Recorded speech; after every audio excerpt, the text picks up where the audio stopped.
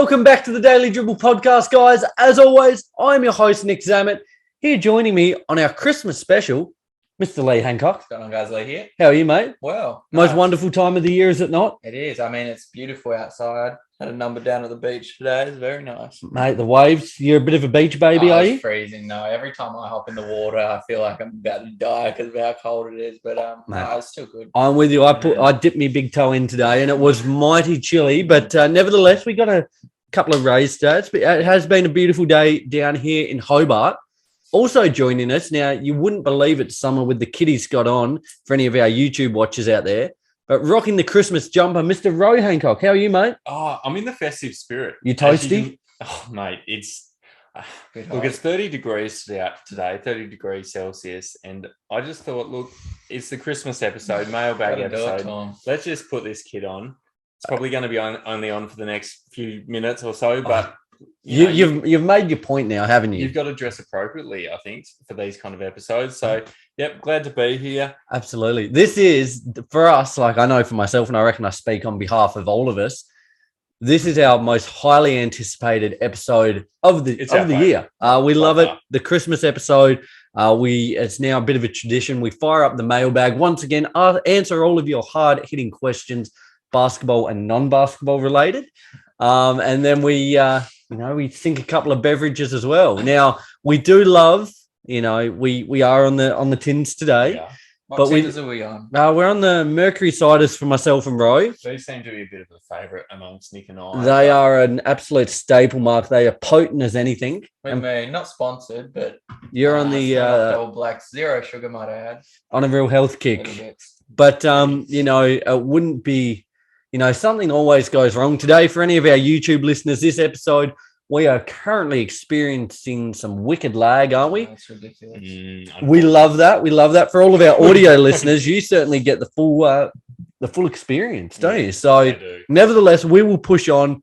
We are up and about today. Before we get into it, though, I just want to give my own personal shout out.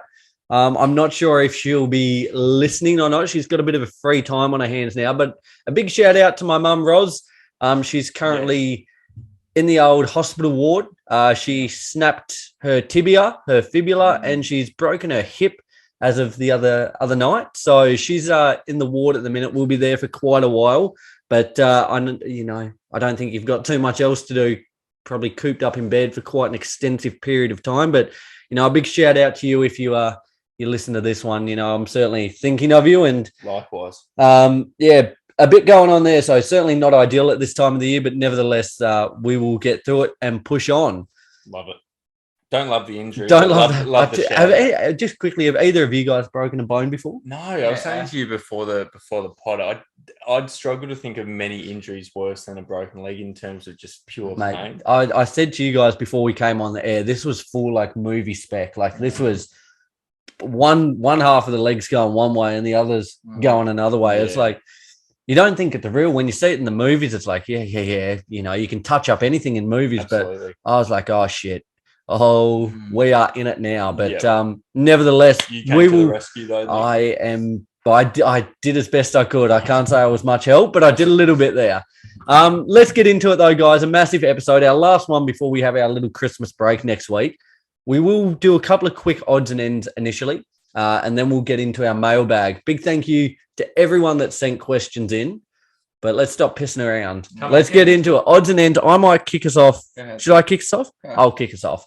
I'll kick us off with probably the biggest talking point to come out of the week. Now it's forgive me if I pronounce this wrong. Is it the Omicron? Omicron. There you go. Thanks, mate. The Omicron strain of the coronavirus.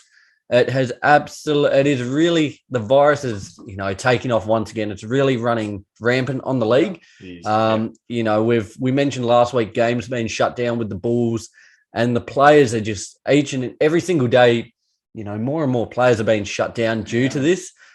It's getting to the point now, isn't it? Like, it's getting to the point where we're going to have more and more, I think, stoppages to games, postponements, and potentially, do you reckon we're headed towards a lockdown possibly? I mean, possibly. I think it gets a bit more like amplified when some of the bigger name players go into COVID protocols. You think of some of the smaller name players, you don't really care. But when you hear the Zach LaVine, you hear the De'Aaron Foxes, Giannis going into COVID, it scares you and opens your eyes up a bit more. Yep. It wouldn't surprise me at all if they went back into a bubble type format. I know they're really reluctant because they released the first half of the schedule and tickets were purchased, everything. It was all really set in place. Yeah. But there comes a certain point, doesn't there, where you've got to, regardless of the monetary side of things, at this rate, we saw the Nets the other day and other teams, they're getting the bare, like eighth the minimum amount of players you're able to have before it's shut down. Yeah. And there's quite a few teams that are really getting on that edge now. So for yourself, Ro, do you think we could be headed towards a bit of a shutdown? Well, we've received like so much indication so far that it could be heading that way. Yeah. I certainly don't think that, like, as much as you were mentioning, like they might lose out massively on the monetary side of things, but at some point you've just got to put players' safety and you've got to put, the country's safety and ultimately the world's safety at the highest sort of regard. So, well, it's scary, isn't it? Just like slightly digressing without taking away from what you're saying there. But this week in Tasmania, in Hobart here, we've reopened our borders to mainland Australia. And already I think we're 3 cases in, which for us is quite scary. We're the little island nation down the bottom of Australia, for anyone who doesn't know. And it is like this particular strain is really quite damaging and is really taking off once again. Yeah. And I know we've really been quite lucky here. We're somewhat isolated, but now the borders have reopened.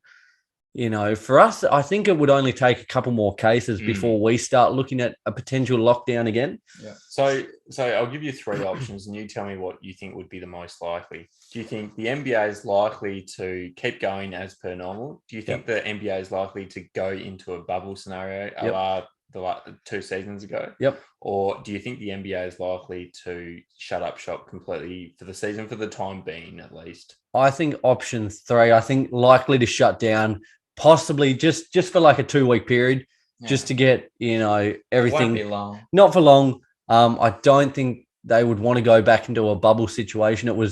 That was more just for the playoffs where they could cut down the amount of team. Like if you're doing it for the whole league, the amount of money that would cost, the amount of organization that would cost, it's far greater than what they had down in Orlando there with the actual kind of the playoff playing teams. So I don't think that'll happen, but I think possibly we could be on our way to a bit of a shutdown because it is becoming really prominent in the league. And I know we were just speaking off air before we came on. It's absolutely dicking our fantasy teams, isn't it? We are getting hammered with it. So, certainly keep an eye out for that. Yeah. Other news from around the league, fellas. I'll take us away once again. During the week, it was really a historic moment. Steph Curry breaking the all-time threes record, surpassing Ray Allen. It was 2,973, 74. Yeah, 74 the record. Over the line. Yeah, that's what got him over the line. A phenomenal moment done in what is arguably, no, it's not even arguably, it is the mecca of basketball, Madison Square Garden. Yeah. I was at work as this was happening. We had it on the big screen at work, which was a treat. And to be honest, as it happened and like how it played out afterwards, all the hugs, Ray Allen, Reggie Miller was there, how it all played out, it nearly brought a bit of it. No, I actually felt not so much tears, but a bit emotional. Like it was, it is sporting history, not just basketball history. It's sporting history. And it's something that like, it's been a bit of a while coming now. And we've spoken about for how long, like he is the greatest shooter, no doubt about it, but he can officially put claim to that title now. It's one of those moments, isn't it, that you can look back in, 40, 50 years and say, you can remember the moment that you saw it. So it's going to go down, it has gone down in history. And oh my goodness, I tell you what, the only thing that would have made it better, the only thing puts up a half court heave. Not a half court, a Devontae Graham 3/4 heave from 62 feet. Mention that maybe in a moment.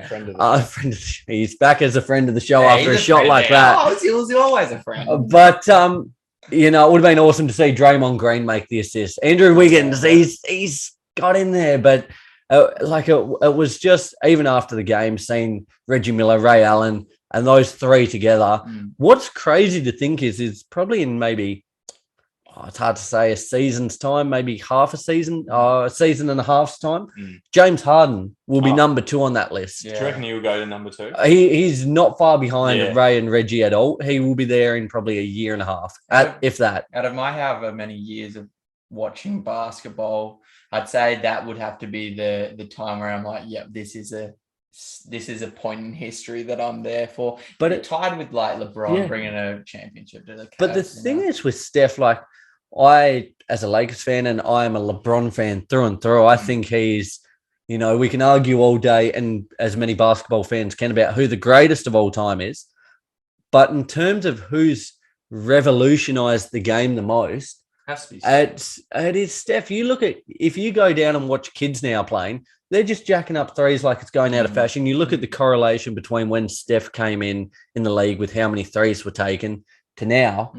And it's just ridiculous. We look at the lag on the YouTube. The lag is absolutely phenomenal. It's going crazy. I had 3 seconds ago. God, this is awesome. So we love technical difficulties. He's revolutionary. He has. And it was a bit stupid, like saying Stephen A. Smith was like, I love Stephen A. Don't get me wrong, but he was like trying to give Steph Curry a case as the greatest of all time over LeBron. Like, that's just straight up. Well, Oh, you want to go into this? No, not leaving for the debate segment. No, not for the debate. But do you think, like, and we post this on our socials this week. This post actually gained quite a lot of traction, I will say. Like, is Steph making a case? He's not in the top 2. Is he starting like top 10, top 5, top 10? Wow. Is he in that debate, in that conversation as, one of the greatest of all time? Well, the thing with the greatest of all time is I think any GOAT needs to bring a lot of versatility. Has he not? Yeah, I mean, he's a great 3-point shooter, and he can get to the basket. I'd say he's probably him and Magic, like, probably the greatest point of all time, but I don't think he has a case. Maybe in the top 10 he does, but not in top 5 of all time. Okay, let's pose it this way then. At the end of his career, 33 now, I believe. Yeah. When it's all said and done, possibly another MVP this year, possibly another finals this year, maybe a finals MVP. Speaking hypothetically, is there the case then? His resume, it is starting to stack up with the records he's broken, with the accolades he's received, with the way he has just transformed the game. Is there starting to become a case, Ro, for him to be in that conversation? He has to be in the conversation already, I would have thought. Yep. But particularly given he's still young in the scheme of things. Like, he's 33 and he's in his prime. Often players at 33 years of age would be starting to think, okay, the decline of their career is sort of around the corner. Not for Steph. I reckon Steph will be valuable for his team, whether it be the Golden State Warriors or any other team in the league, until his very last game, because he's not, like, yes, a lot of his game is, off the ball stuff as well, like trying to get to that position to get an open shot. But he's the way he plays, shooter we've ever seen. Nick. The way he plays, he can go to 40. He can transform his game to just sit, like, he's doing everything now. Yeah. He's phenomenal, but he can transform that just to be a spot up shooter. He can be a Clay, later in his career. And I'm becoming. It probably became more hard hitting this week once he broke the record, but I think there is it's going to gain more, I guess, traction in the public eye that he can be in that top 5 conversation of all time, because he is phenomenal. And it's not recency bias. You look at his longevity, what he's done. He's transformed a franchise. He's transformed a whole sport, and it's wicked to see. It was a phenomenal moment, and it was awesome just seeing that outlet of emotion, how much it meant to him. The kind of the scream and the just the celebration. It was a wicked moment. So it was awesome to see and to see live. And just witness sporting history. So a big shout out to Steph Curry. Oh, incredible. It'll be awesome. He is going to absolutely, this record, as we said, Harden will jump to number 2 and, past Ray Allen's previous record. He's better than he's only 33. He's going to set such a high benchmark. Well, what do you reckon? When it's all said and done, I reckon we're looking at about 4-5. I reckon we're looking at probably 4,500. What is it? 2,000 like 9. He's pretty well 3,000. I'd have to have a better look at it, but I reckon you're close. 4 to 4.5, I reckon. That's very high. But actually, he, like you said, he's revolutionized the game. More people are putting up 3. The other thing is, in the later stages of his career, and let's hope he doesn't get injured in the later stages of his career, but like the first few years of his career, he was very injury prone. Yep. He had a season a few years ago where he hardly played a game. Yep. So let's hope that like going forward, he'll play enough games to sort of make up for the games that he's Absolutely. missed. Yeah, so Steph Curry, big shout out. What a moment. Incredible stuff there. Better news that I'm sick about. I'm sick to death about it. And you probably know where I'm going for this. We're just like getting right up towards Zion coming back. Oh, no. And he's out for another 4 to 6 weeks because of some injection in his complications foot or something. It's really getting worrying, isn't it? And it's such a shame because I truly believe coming into the league and even what we saw initially, and we spoke about this, I think we all said that he has the potential to be all-time, like an all-time talent with his physical capabilities. What his ceiling is just, you can't put a ceiling on him. But now you start to think, well, these injuries are really starting to add up. And I think it was last week or the week before we were sort of talking about, is it worth sitting him for the year at this point, knowing that the Pelicans aren't going to be making an impact? Is it worth sitting him? And now the fact that he's out for another 6 weeks, it just becomes that more of a sort of a stronger case for it, doesn't it? Absolutely. So and it just goes to my point a few weeks ago where I said that I feel like Zion is becoming one of these players who may potentially be sort of injury riddled throughout the course of his career, and he might not be able to reach his potential. I really hope that's not the case. In saying that, we look at the first few years of his career and it's just been injury riddled. It hasn't yet. It's funny to think he is one of, I think was it 6 players? Is it 21 and under to reach 2,000 points? So Anthony Edwards joined that elusive club this week. Yep. Yet you don't think it because you just think of the time he's missed. Yeah. And it's such a shame. I think we said the other week, it's such a shame for Pelicans fans out there, just purely for the fact that I think they thought that expectations and the thought that they'd pretty well won the lottery when they drafted number 1 and with Zion as their pick. It was really, all things were set in motion for it to really explode. And even this season, you've got Valanciunas, Ingram, and say Zion as that key core. There was hope there. Something that we as NBA fans have to take into account more is the fact that even though these players have really high potential, we need to take into account how durable they're likely to be throughout the course of their career. Now, sometimes it's out of your control. We look at Derrick Rose. We wouldn't have picked when he had that first injury. Like he was heading in the probably straightest upwards direction that you've ever seen in your life. But the old vertical trajectory, you reckon there, Ro? He was just going straight up, and I think you both could agree. But we look at Zion Williamson, and there was always a little bit of a concern about his, weight. Apparently, chuck the weight. But apparently he's clocking in at 330 pounds. What's that in kegs? What's a Do the quick conversion. Quick conversion. What are you looking at? Probably 110, 120 kilos, maybe? I don't mind if you actually, I do. No, more than that. Yeah, it's a lot. But like who's getting these weight calculations? I don't know if I believe that's 100% true. I think that's so amplified by the media and like saying, he's fat and stuff. Without a doubt, the media try to blow things up. But in saying that, he's gaining. You wouldn't want him to blow up anymore, though. No, you can't say that. No, you can. The weight thing is a concern. Red flag. Red flag. Where's the red flag? But each to their own. But as a professional athlete, like your body is the vessel for your success. It is, yeah. And for a guy as him, it's like it does play such a key part of it. You need to get up and down the floor. You've got a fairly young team with you, like who are going to play probably a pretty high tempo brand of basketball. Sure. Yet your franchise player, the guy you're building around, who's to say he might be able to get up and down the court at 330 pounds. Who knows? But My only hope is I hope he's over this next 4 to 6 weeks. I hope he's not on his couch eating like Doritos and Mountain Dew and playing Call of Duty. I hope he's actually putting in work because he's in my bad books right now. I heard some news saying he was falling asleep during film. I did say that. And that he was skipping rehab. Yeah. Like, was that made up by the media or was that true? Like the rehab bit? No, the falling asleep. I reckon it might have been true. I heard this from a few outlets as well. That's unbelievable. But I reckon the skipping rehab bit might have been true.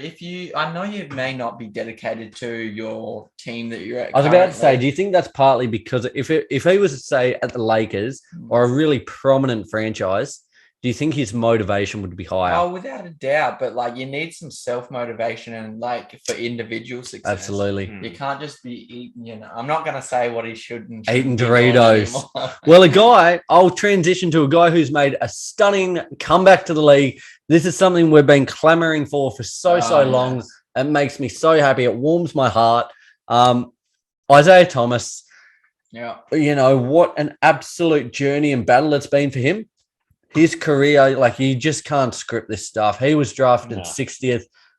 At his interview, he literally, there was no press. There was no anything. He had one for Sacramento. He had one, it was a season ticket holder there, a fan there. One fan turned up to his kind of media conference.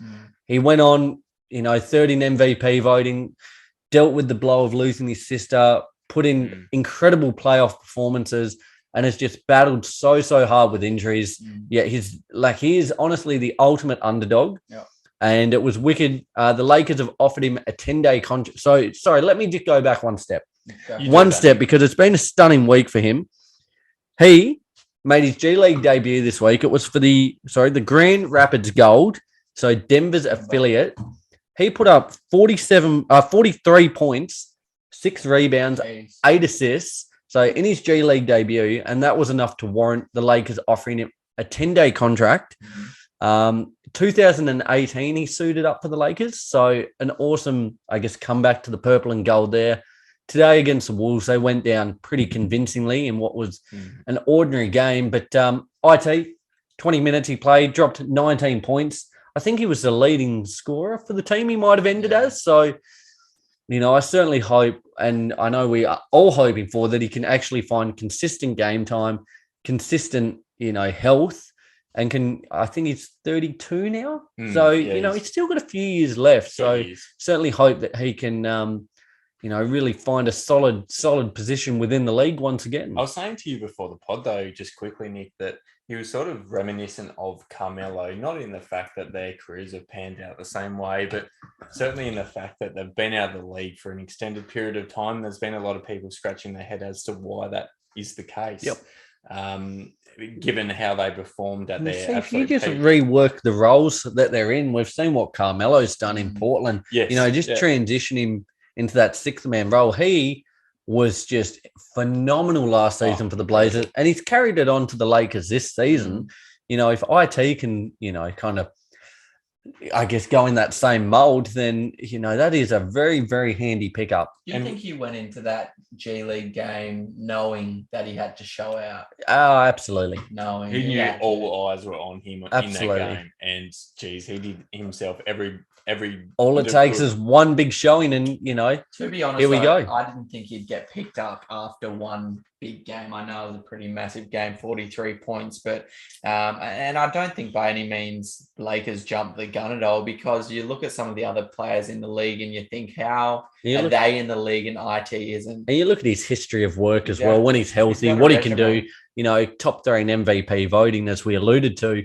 So he's certainly, not a nobody off the street. And it coincided very well with Russell Westbrook being out of the team as well. So he's got that sort of increased responsibility, at least while Russell Westbrook's out. So it's his time over the next 10 days or so. Show out. Yep. I love it. IT, big congratulations, mate. We all here have been, as I said, I'll use the word again, clamoring for your return. Wicked to see. And one word, deserving. So deserving. As a Lakers fan, I love it. I am absolutely chomping at the bit to see what he can do and hope good things. Lads, anything else from odds and ends? No. Just a short one today. Yeah, we touched on it. I wasn't sure, a couple of points, but we touched on them in depth. I'll tell you what, I'm getting hot in here. Take it off, mate. That jumper. It's should I take off? Mate, you are not. It's summer here. It's 30 degrees today. You cannot be wearing the jumper. But there you go, mate. There you go. Take it off. Get the kit off. Get the rig out. Just quickly, you been want to see the rig. You fellas been hitting the gym lately? Yeah. Have you? Yeah. Yeah. I've been only like 3 days a week. They're doing a split, so you got to do what you got to do. Good stuff. Row yourself, hitting the iron. Yeah. Iron paradise. Isn't it obvious, Nick? Well, mate, that's what I would think because it pisses me off because, I do. Hit it hard. Go for it. Really. Hey, would you consider yourself at this point a gym junkie? We don't like that phrase, but would you consider yourself a gym junkie? Mate, I'm going Monday to Friday every morning, getting in a good hour and a half session on the protein powder, on the BCAAs, BCAAs, your amino acids, whatever else, performance enhancing drugs there. Yeah. But, I'm just not seeing the results. Oh, no. Come on, look at it. But it's frustrating. That you've got the metabolism of a Ethiopian. Yeah. So, nevertheless, I'll keep plugging away. This is, I'm hoping over this little Christmas period, put on a couple of kegs. Yep. And dirty bulk it. Dirty bulk it. Absolutely. You don't have to tell me twice. Let's get into it, though, lads. Whew. Just premise what the segment is. Then I want to say something. Go ahead. What? Righto. So this is a segment Daily Dribble listeners will be familiar with. We do it a few times a year. We fire up the mailbag episode. All of our listeners, our faithful listeners out there, send in their questions, basketball, non-basketball related. Little point today, a lot of them are non-basketball related, which we enjoy. Some real fun ones today, Christmas themed. But, we just plug away. We often, with these mailbag episodes, these are some of our most notable drinking episodes, which we're a huge fan of here. For any of our younger listeners out there, I know we have quite we have a very mixed audience here at the Daily Dribble, but drink responsibly, absolutely. There's nothing worse than waking up with your head in the toilet bowl. We've all been there, haven't we? Some more than others. It's never a nice feeling.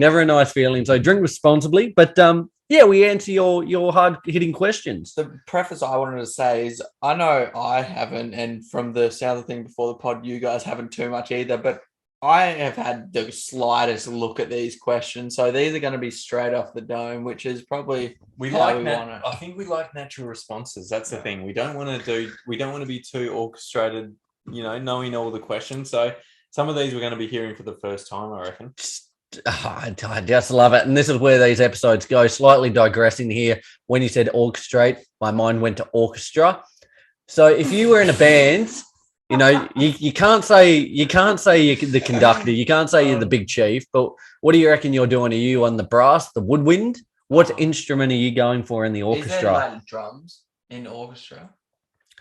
Well, let's go. What instrument are you playing then? You reckon you're on the drums? Oh, instrument. Let's go that then. If instrument, I'm keyboard. Keyboard warrior. Yeah. Yes, you are. Would you call vocals an instrument? I would. Well, I'd be lead vocals. Mate, I think that's pretty clear and plain to see. Here you go. Again, we'll go on a different tangent. Yep. This is where these episodes go. Grade 8. Yes. Best decision I ever did. We all had to pick a instrument. An instrument. There we go. Thank you. Got the word out. I selected vocals. And I did. No, you did. I had a mate. He was like, "I'll give you $10 if you do it," and I was like, "Mate, I'll do it for $5." But I did it for 10.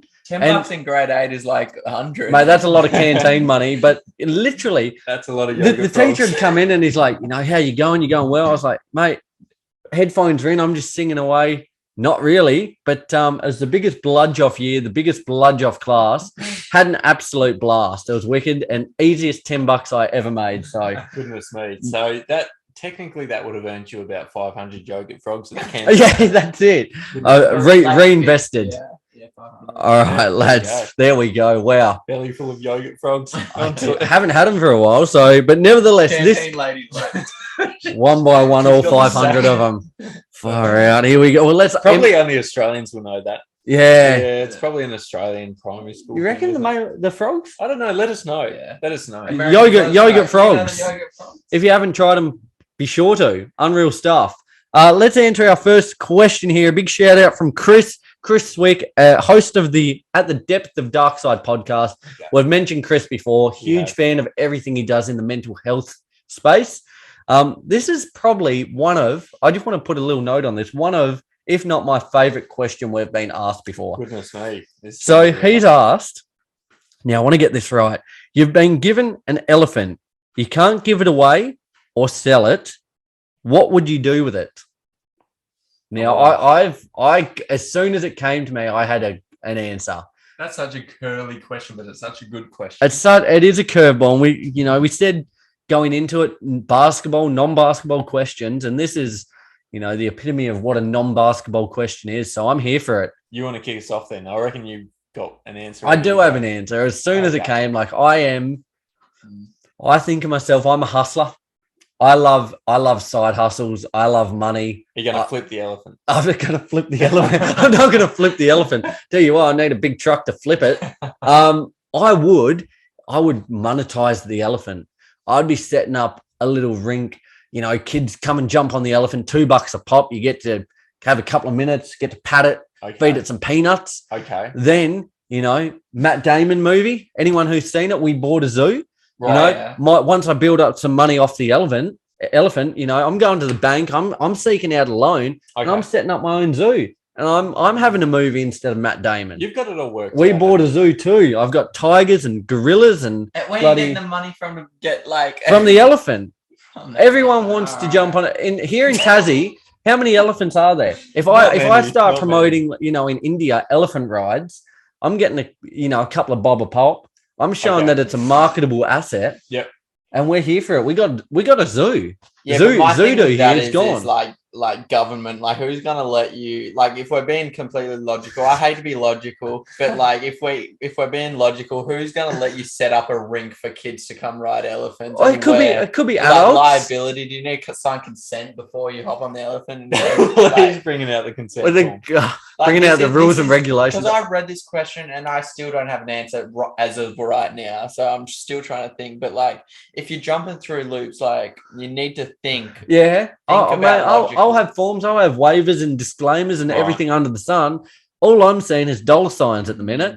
And that elephant, if I can't sell it or get rid of it, it is a cash cow. Can't sell it or get rid of it. You're not a businessman. You're a business. Exactly right. Okay. What have you guys got for us from Chris there? Look, I reckon Chris is such a good question, but it's one that's difficult to answer. Look, I reckon just the commute into town. Now, look. Be a long bloody commute. We don't like waiting in traffic. I think we can all agree on this. We don't like waiting on the highway, waiting to get into town.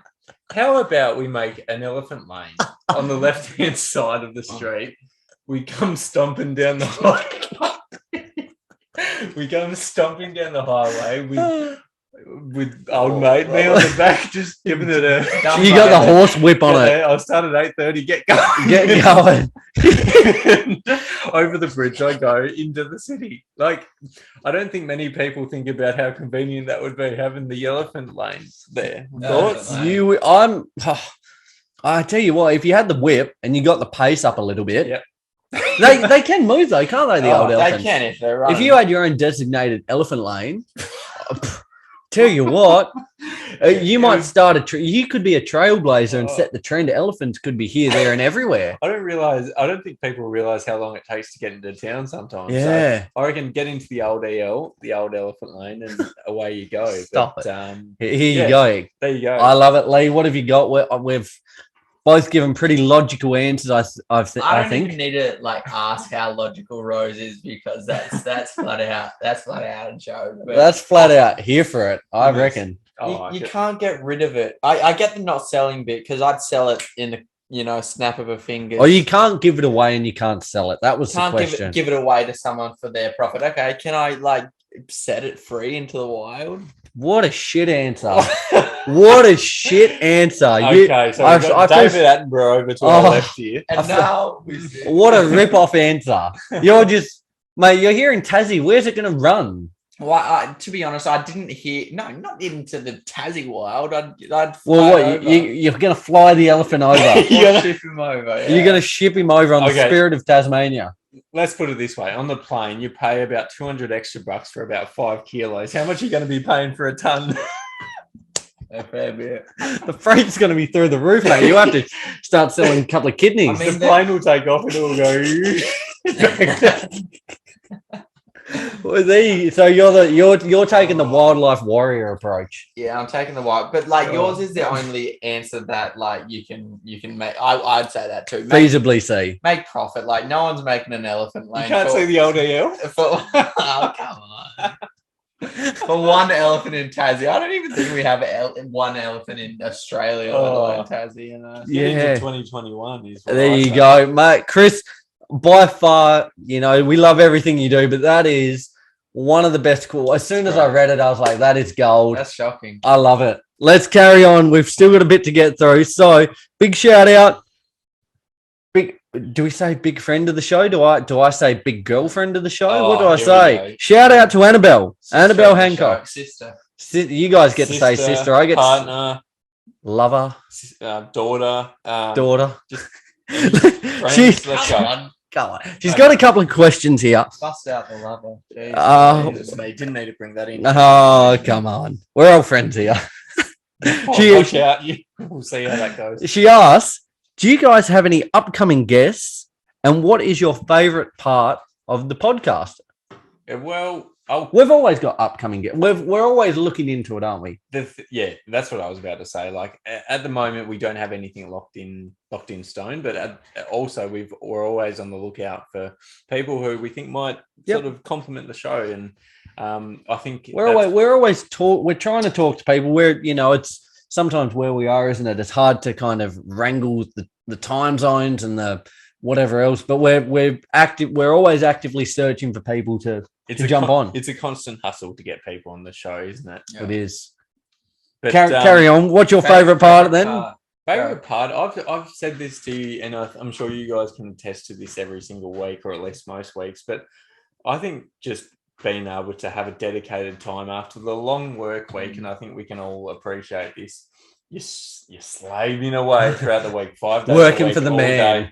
And then you get to the week and you get to Saturday and you know that the podcast is there and you get to spend at least 1 hour getting dry humped by the man. Chatting about a passion. Yeah, you get dry humped, Nick. And absolutely. But just getting that hour to spend with, really close mates to chat about something that you're super passionate about.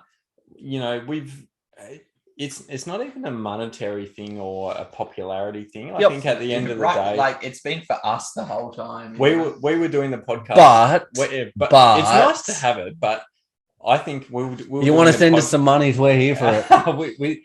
we wouldn't turn it away. No. But at the end of the day, I think we were doing the podcast when we had 5 listeners. We were doing the podcast when we had 20 followers. So it's not really a popularity or money thing, even though it would be nice. But I think it's just chatting about something you're passionate about at the end of the work week. Absolutely. Better. What about you guys? Lee, what have you got? Me, I mean, when I heard this question, I spring to like my favorite moments in the podcast, and then it brings it to segments, whatnot. But I'd say my favorite part is I love talking about what's happened through the week with basketball, but I love bringing the segments which create a bit of diversity. 100%. You think about the debates, and you think about the quiz podcast, just the ones that are really fun. And in turn with that, just some questions like this, like I love talking about basketball. We have a basketball podcast, but just straying away from that and talking about life a bit and just putting it out there, it's fun. I agree. 100%. I agree wholeheartedly with both points. Having an outlet is phenomenal for me, and it kind of comes back speaking to Annabelle earlier today, and she made a point.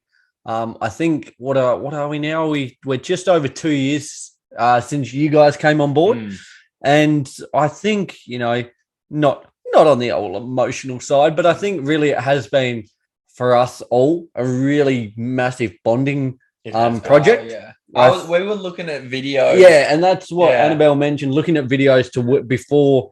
I've known you guys now 6 years. Yeah. Before the commencement of the podcast, we were always, we always spoke to each other. Yep. We were all on really good terms, everything of the kind. But now there's that real, there's a bond. There is. And not to get sentimental, but before the pod you were simply don't know how you were Annabelle's boyfriend, okay? Yeah, gotcha. You were Annabelle's boyfriend, and now, just like Ro, you're just like a brother. Yeah, absolutely. You are a brother, and I mean, before the podcast, we wouldn't say that you look like Marco Bellinelli. Yeah, exactly. So I think it just goes to show how close the podcast brings people. And I think as well, just quickly, I know for myself, and I reckon I can speak on behalf of you two, and I've certainly noticed it from all three of us, like everything that's come from it in terms of growth, like personal growth, not only like speaking wise, I think we've all really developed in that aspect. You look at our first couple of episodes and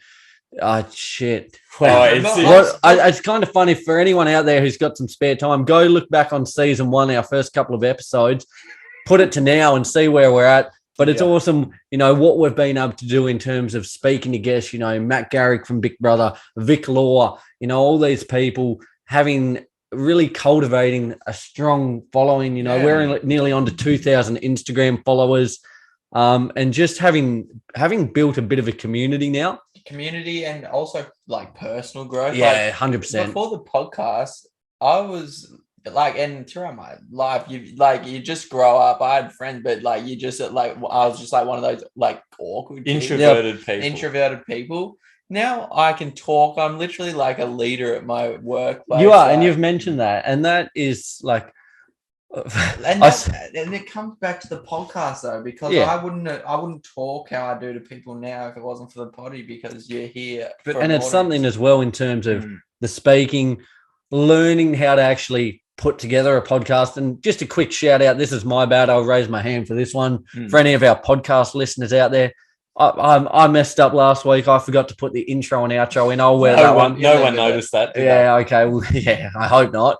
But, learning things like that, learning how to actually build a social media channel, learning, all these new skills. And to be honest, the biggest thing now, I love networking, and I love talking to people. I went last night to Annabelle's Christmas dinner, and just talking to, a whole host of people. I find it so enjoyable hearing people's, journey, experiences, just talking to them. And a lot of that has come from the ability of learning to speak better on the podcast. Yeah.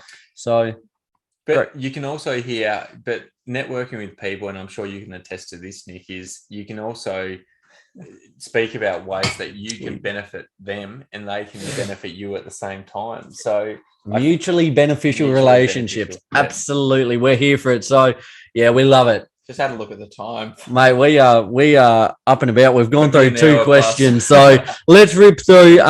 Question here from @Raptors Finest, your one-stop shop for all Raptors news and information. Yes. Thank you very much for the question. Now, what is your go-to Christmas film?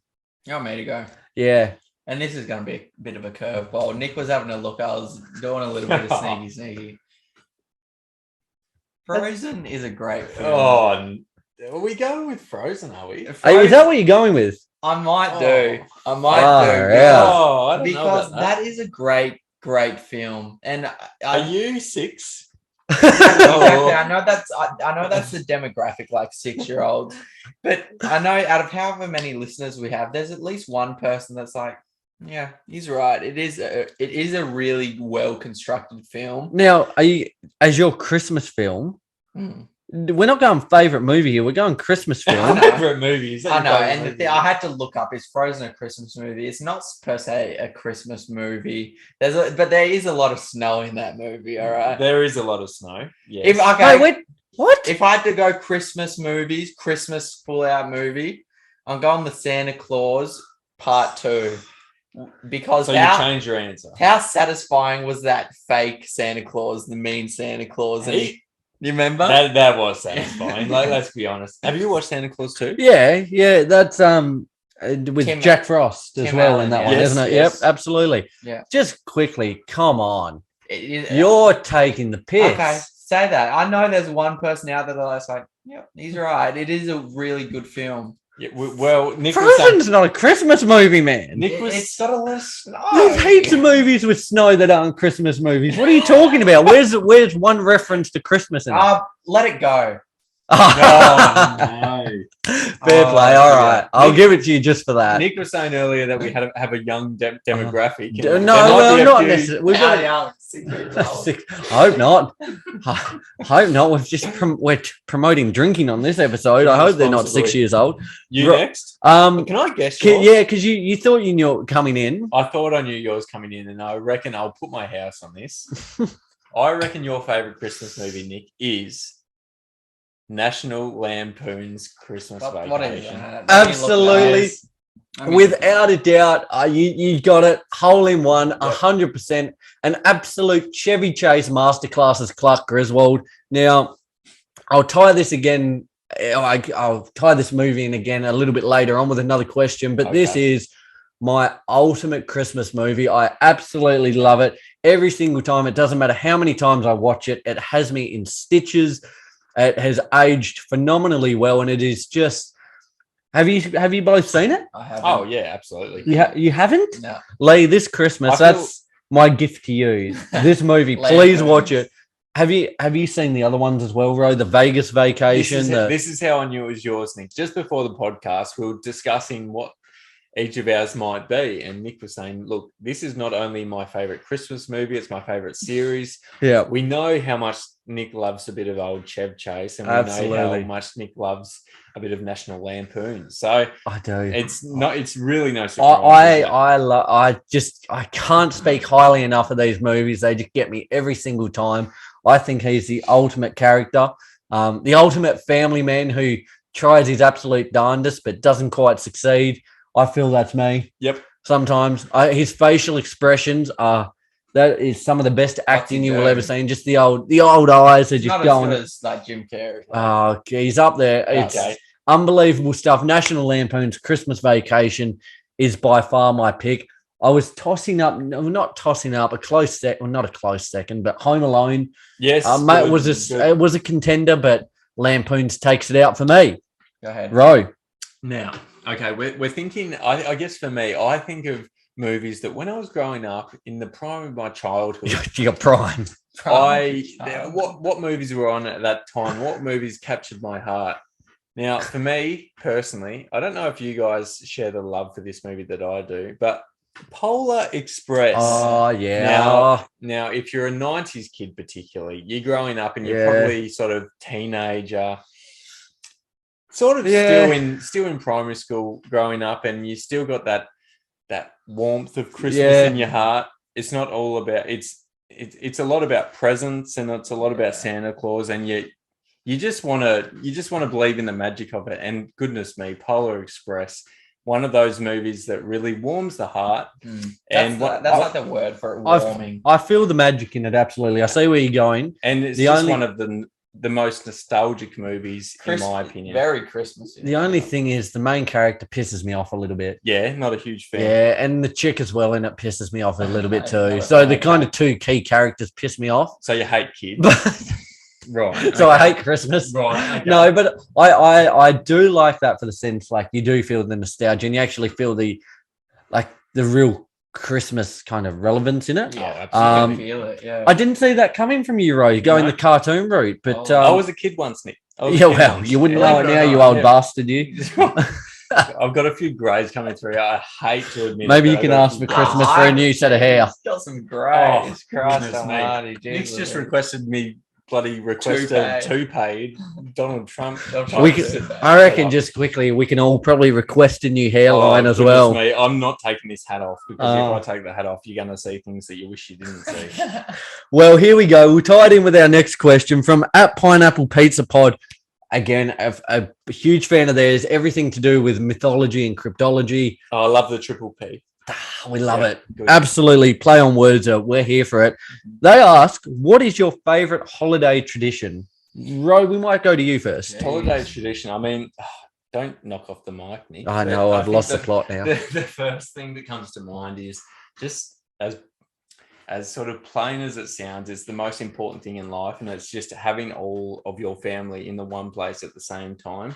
I think there's very few times throughout the course of the year that you can have family get-togethers, and I think Christmas Day is one of those days where it all comes together. It all comes together, and you realize what actually matters. And don't want to sound too sappy, but you know, at the end of the day, that's what truly matters. I think catching up with family and spending that quality time. So I think that's the tradition that I've had throughout the course of my life, and looking forward to it again in another, 7 days time? 7 days time as of today. 1 week till the big fat man comes down the chimney. Love it.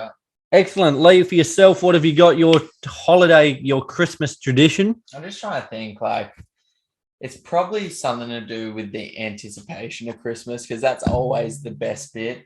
And more so when you're younger. If we have like real young listeners, Santa's still real. He's still there. Of course he's real. Who else do you think delivers the presents, you idiot?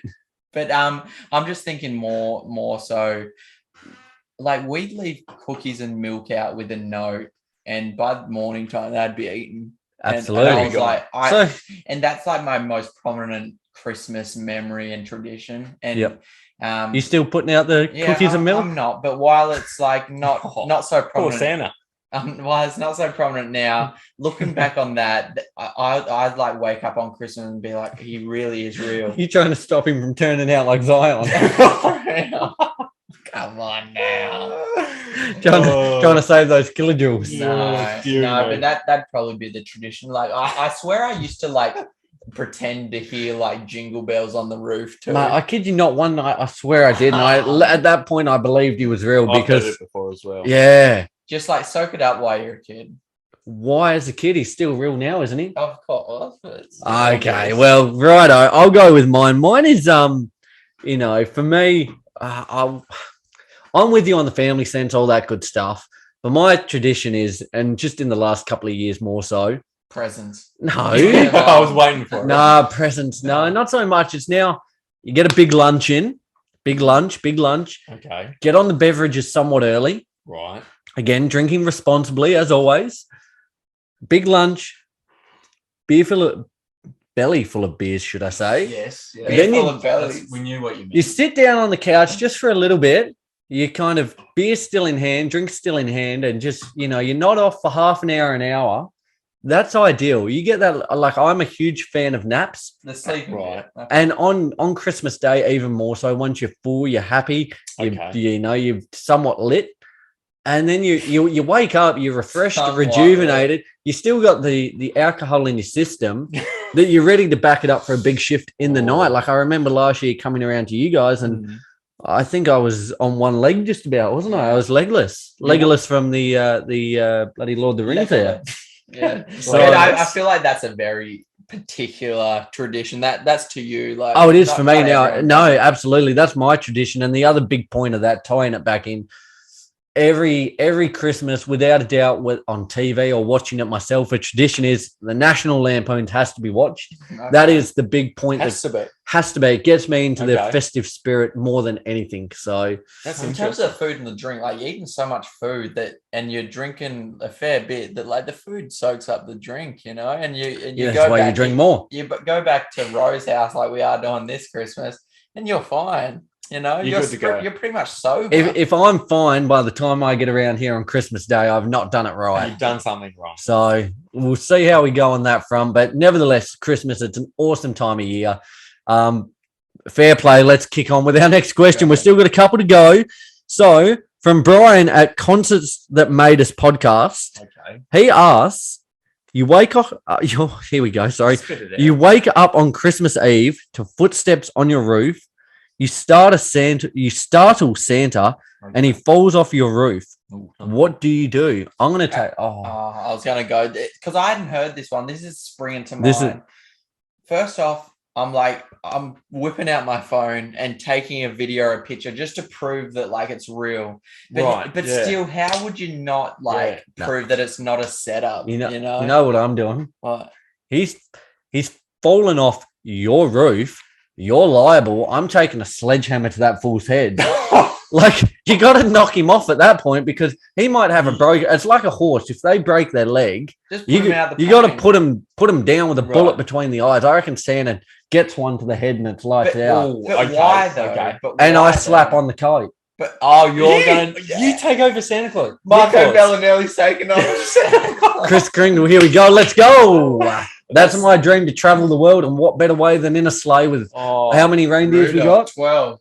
Is it? 12. No, isn't there one at the Rudolph? Isn't it an odd number because Rudolph's at the front? Dasher and Dancer and Prancer and Vixen. But it's an odd number, isn't it? I know about 20 years ago, but not. Yeah, look that up because I feel like it's an odd number, and I feel like 13's way too, or 12's way too many. Okay, how many reindeer? For 9. 9, yeah. I was about to say that's better. Listeners out there, let us know how many reindeer. That's better. 9. So I reckon you got to knock the big man off because you got to partly out of wanting to be Santa and partly because it's the humane thing to do. Sledgehammer to the head. Sorry, but how good is it that I can look up how many reindeers Santa has that quickly? Well, imagine like 50 years ago, they you'd have to go to a book. They couldn't do that. I did that in 3 seconds. Jeez, and well done to you for that. Well done. Fair play. But Elon Musk with this Neuralink is supposed to be instant. So you want to know how many reindeers there is? Boom, you have 9 reindeers. Okay, you know? I like that. Just quickly, is anyone getting the Neuralink? No, not straight away. I'll let some test monkeys go ahead. Just quickly because we're going to see it tomorrow. Spider-Man, can't wait. It's the most hyped I've ever been for a movie in my life. With great power comes great responsibility, Ro. True words have never been spoken. This Neuralink, I tell you what, I'm great power tomorrow. Well, you're missing out because this movie, I am absolutely buzzing. It's going to be incredible. For me, hero-wise, Spider-Man is by far my favorite. Really? Yeah, shits on everything. Not only because of himself, but the cast of villains. Even Christian Bale's Batman. Oh, that's up there. Surely. It's up there because that's, to be honest, The Dark Knight. One of, if not my favorite movie. Tom Hardy Bane. Really good, really strong. Of it, what other good superheroes are there apart from like Christian Bale? Captain America, no, Iron Man. Iron Man. Robert Downey Jr. Oh, he's all right. Chris Evans is absolutely just about enough to have me playing for the other team. Do you know why? That's going to get swept under the carpet, but okay. Do you know why? Tom Holland too, in fairness. It's dead already. And Robert Downey Jr. Come on. I'm starting to think I could be playing for both teams at this point. The reason I don't like a lot of these superheroes is because I don't like to say it, and maybe I might get a lot of hate. I'm pretty much anti-Marvel. I don't really. Yeah. You more DC? No, I'm anti-DC. I just haven't watched a lot of their stuff, but surely you watch them. Have you seen the Avengers Endgame? No. What? No.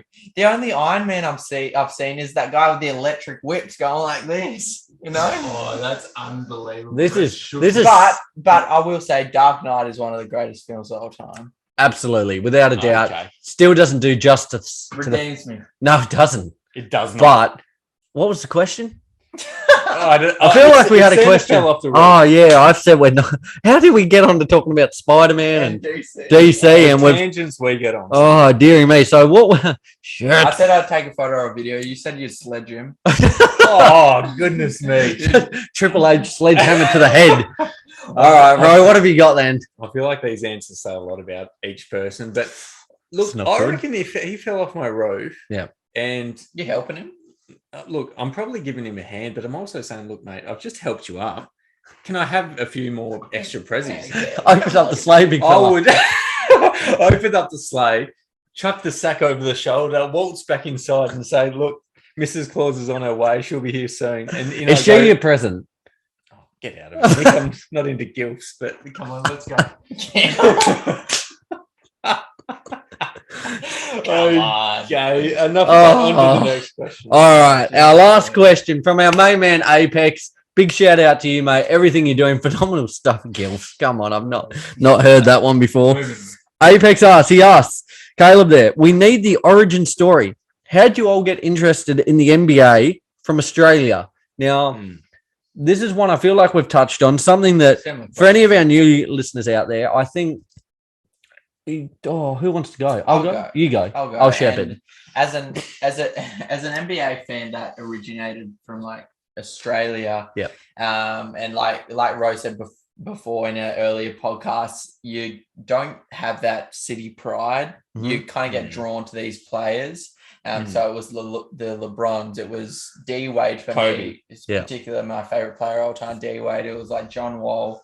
So that to start with, but then just 2K. 2K is probably my main one. It's a really good source for getting into the NBA. Like I remember playing with that, the Miami Heat when that like the dream team, and it was if you got Miami Heat in like 2012, you're winning. You're winning that game, and but 2K and just players. For myself, it was Kobe. It was Kobe for me that first drew me into the league, and started my affiliation with the Lakers. I just absolutely loved watching the way he played the game, the intensity he played with. Motivation. From myself, from a sporting background, I really, just resonated with the way he went about things and that kind of killer mentality and just, leave it all on the line. So that kind of started it for me. Then kind of through high school, it developed a little bit. I played soccer growing up. So when I started the podcast, no one knew I was a basketball fan. Yeah. Like I was kind of a closet fan. Can I just say something very quickly and I'll let you go on? The very, very first episode that came out of the Daily Dribble podcast, I highly implore people to go listen to some of the best podcast recording off of iPhone 10 that you'll ever see in your life. iPhone 6, I reckon it was. I had known Nick for probably 5 years prior to that. I had not known in those prior 5 years that he was an NBA fan. Yeah. Surprise to me when I see a bloody NBA podcast created by yours truly, Nick Zammit. I think you growing up, Nick, as you were mentioning, you're a big soccer player. No one knew you were an NBA fan, which was highly surprising to myself, and I think probably Lee as well. But, and I guess from there, it kind of then really, big fan, followed the league, everything else, but then kind of having this idea and wanting, I guess, some way to kind of, because I didn't share it with anyone, but having a way, like an outlet for it, for sure, was really, it was something I thought about, and something I didn't want to do because it is, for anyone who hasn't done public speaking or spoken on a microphone or, sharing it to people. It's a lot of courage, especially to start off with. And it doesn't just sharing it. You're always in this day and age, we're always worried about what people think of us. But for me, that just enhanced my love for the game even more, being able to just dedicate myself to something. And I truly believe, as much, I'm a big soccer player. I love every sport. I will watch anything that's on, from canoeing to bloody Korean women's volleyball. I will watch it. Doesn't matter. But I truly believe the NBA and basketball as a whole is the most enthralling sport. Yeah. A big part of that being what happens on the court. A big part, there is always something going on within the league off the court, which is awesome for us as content creators. Yes. So for me, it started with Kobe and just kind of built from there. Yeah. Wow, what a long-winded answer. Shut up, idiot. No, I'm glad you got all that out. Mine is really a combination between the two, to be honest with you. My first interaction with NBA was in 2008. Yeah. Bought 2K8. Chris NBA, Paul, New Orleans on the cover. PS2, if I'm not mistaken. But anyway, that's besides the point. That is when I sort of took a bit of a liking into the NBA. I was playing it on the PlayStation, which is a strange way to get into the NBA without actually knowing much about it. But it's a good way, though, isn't it? For the sense of getting to know the players, getting to just actually, because whenever you're playing video games, you're enjoying it. So you're enjoying the sport. Absolutely. Yeah. Couldn't agree more. And then in the same year, in 2008, one of my best mates in school was a huge Boston Celtics fan who actually coincided with me getting into the Boston Celtics. It was when they were probably in their most recent prime with KG, Paul Pierce, Ray Allen, Rajon Rondo in his early years. And following a team in the NBA who is performing really well from the get-go, it's a way to keep you enthralled into the game. And I guess for me also, at this time, NBA League Pass wasn't really a thing for as far as I was aware. But what was it, like SBS1 or something? It was on a free-to-air channel down here, 7 Mate, for those wondering. But basically, we were showing 2 games a week And those 2 games, I watched every 2 games throughout that week, and my love for NBA just grew with more exposure that I had to it. So, and compared to many other leagues, there's games every day. You're always involved. If soccer or AFL here in Australia, you wait for the weekend. Yes. And it's awesome on the weekend. You've got heaps of content to consume. But when Monday rolls around, it's like, well, shit, what do I do now? But the NBA, it's always going on. There's always something happening. I do need to say, with the NBA, we are somewhat lucky. I know with work it's hard to watch it, but we're lucky with the times, because you look at like the time differentiation I'm talking about to the viewers, but you look at like soccer, like you like soccer, there's 3 a.m. games, and that's a normal. We get in Tassie, for like you listeners over in America and wherever else, we get games from 11 a.m. to 2 p.m. for basketball. So on a weekend, sometimes I just dedicate my whole Sunday to watching like 3 games, you know. I just quickly, I remember the night that it was I think it was a couple of episodes in. Yes. And I think it was you that I posed it to first row.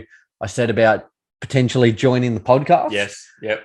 I remember when we were saying, right, leave, we'll get on to him. You came home and I said, mate, I've got the big news. I've got something to post you. And you thought I was proposing to Annabelle. Yeah, I remember the moment I came big home. News. I was working at a pizza joint. I was making pizzas. I came home full kitted out in my pizza uniform.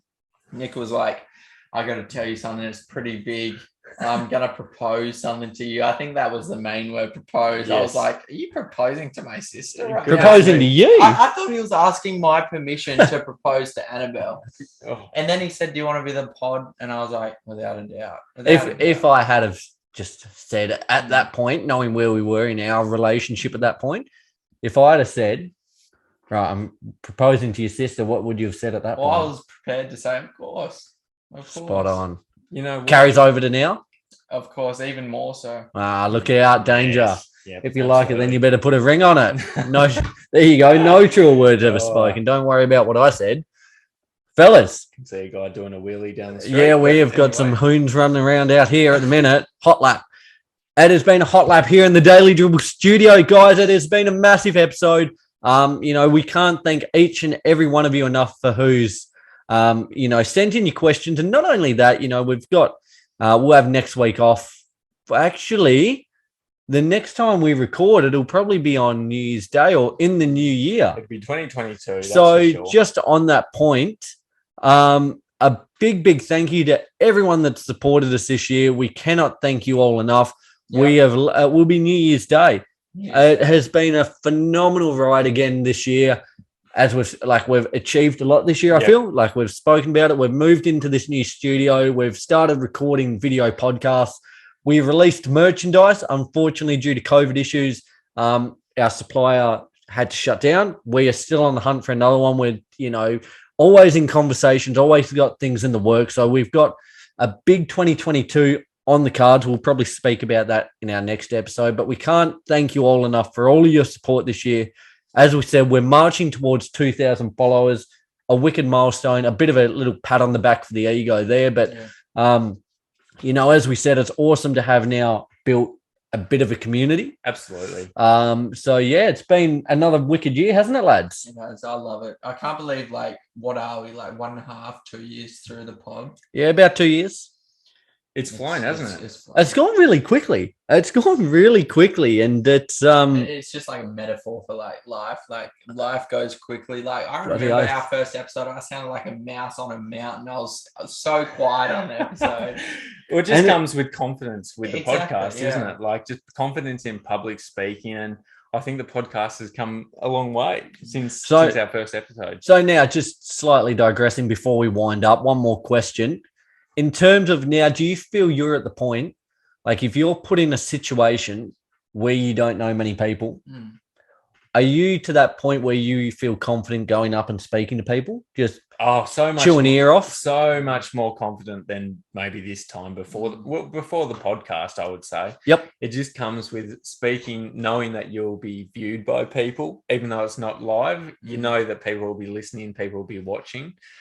So I think it helps massively. And the fact I don't see it as a bad thing when I put it this way, like being able to speak bullshit. Yes. Like I think just having the ability, whoever you're with in any situation, like last night I went to this event, as I said, Annabelle's work dinner, and meeting and speaking to people I'd never met before, but just having the ability to, whoever you're with, adapting and being able to hold a conversation is awesome. It's so much fun. So much fun. Aisha, like having a your partner Aisha there, Lee? Having a my girlfriend. Might want to reference that. Yeah, I don't. There you go. I was saying to her the other day, like having a podcast is a great conversation starter. Yep. Because you can go from so many levels from there. Like, and you don't say like, "Oh, I have a podcast." You just like ease your way into it. Like, yeah, do you like basketball at all? Yeah. Or do you like any sports? Basketball? I have a basketball podcast. Mate, your best friend for the rest of your life. Into sports, that's where it's at. People coming in for sporting apparel. I'm like, oh, you're looking for a Houston Rockets hat there. Guess what, mate? By the way, speaking of the Rockets, I actually mentioned John Wall the other week on the pod. But I reckon you've had that exact conversation. I many a time. Big shout out as well. Just quickly, lastly, before we end, major sponsors there at Intersport. It is my last week at the company there. I conclude my time on Christmas Eve. What a journey.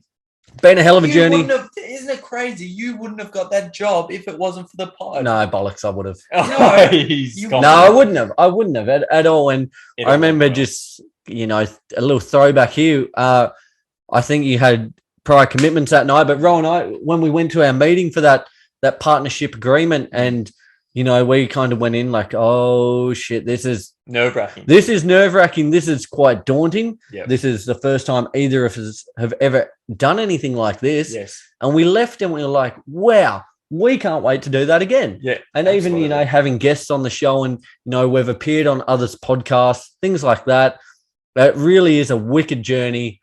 And it really feels like we're shutting down the pod. We're not. I'm never going to do a pod again. We're not. We're having 1 week off. We're not going to do next week. We're coming back on New Year's Day. Yeah, Christmas Day next week, so we won't be there. But next week, it does, doesn't it? Wow, what a joke. Let's get on with it. All emotional and sad. It actually is. I'd actually cry if we. Guys, hey, just quickly, we're well and truly deep into the piece now, but we certainly hope you all have a wonderful Christmas. I know.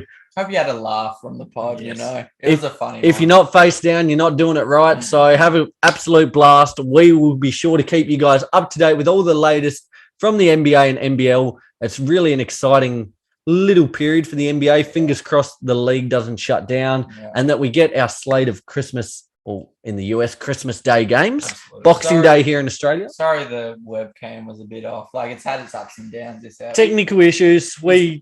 Yeah, it's been laggy, but look. You know what? New year, new us. We can't promise This has made me want to say to you after the pod, I was going to say we need to invest in just a proper camera. No, it's not the camera. It's the Wi-Fi. Yeah, but if we had a camera, we could just, Better be getting a big Christmas bonus then. Yes. But, guys, once again, we can't thank you enough. Is there anything else, you fellas? We've chewed some ears off now. If you're still with us listening this deep into it, big shout out to you guys. Who's playing Christmas Day? Who's playing? Do you want me to pull it up real quick, just quickly? It doesn't matter. It doesn't matter. It's a good slate of games. Enjoy your Christmas. Enjoy your New Year. We'll be back with a new episode on New Year's Day. Well, look, Nick, I do have something before we go. Look, I'm a big one for early Christmas presents. Yeah, I like to gift things to people who I love in my life. You're the gift that keeps on giving. I've got a gift for you guys. Now, I'm sure you'll love it. And if it's not another drink, I don't want it. Well, I'm sure you will. Let me just bring it out. Nick, Rowan, Lee. I appreciate the support. I've heard there's a new Giddy segment out. So, oh my God, I appreciate that. It's good to have people back home supporting me and showing love. So it means a lot. I hope you guys have a good Christmas, and I hope I can keep giving you guys stuff to talk about in the new segment you got going. So keep up the good work and have a good Christmas. Let's go! Oh, what? Oh, now we'll put this up for everyone, listening and looking on the YouTube. But we've just had a shout out from one of our favourites, if not the favourite. The favourite, Joshy Giddy. Giddy. He's given us a little Christmas gift. It's a Christmas miracle. Dearie me, what a man! What a man! Wow, mate, that has made my Christmas. We love it. Let's go. That's crazy. I just say he's sounding American. I know he's got a little bit of American tinge to his I voice. tell you what, him and for anyone out there who's seen Outer Banks, him and John B, the main character, spitting image. That is unreal. And again, coming back to the podcast, it's awesome the way it's developed segments, having these. That is a Christmas present. Wow, that's unreal. Like that's my Giddy, Christmas present. it's like that for me. That for the podcast, I reckon that's one of my crowning moments. And for all of us now, we've just the process of seeing this guy, mentioning him before he was in the NBL, coming into the NBL, bowling out, making the transition to the NBA with the OKC Thunder. And now look at that. You can't make this stuff up. I can't wipe the smile off my face. Oh, it's actually man. one of the highlights of our career. That's unbelievable. We will put that up on the socials during the week because I'm going to have that on goddamn repeat. You cut it. That's so cool. And hard to comprehend. Stuff like this is what makes it all worthwhile. That's unreal. I might we might have to wrap this up. I'm going to go to the bathroom and have a little cry. End on a good note. End on a good note. Guys, can't thank you all enough once again. Big thank you for tuning in. Thank you for sending in all your questions. We will be back in 2022, New Year's Day, with another massive episode. We hope you all have a wonderful Christmas. Thank you once again, and we look forward to talking to you soon. Till then, love you. Bye.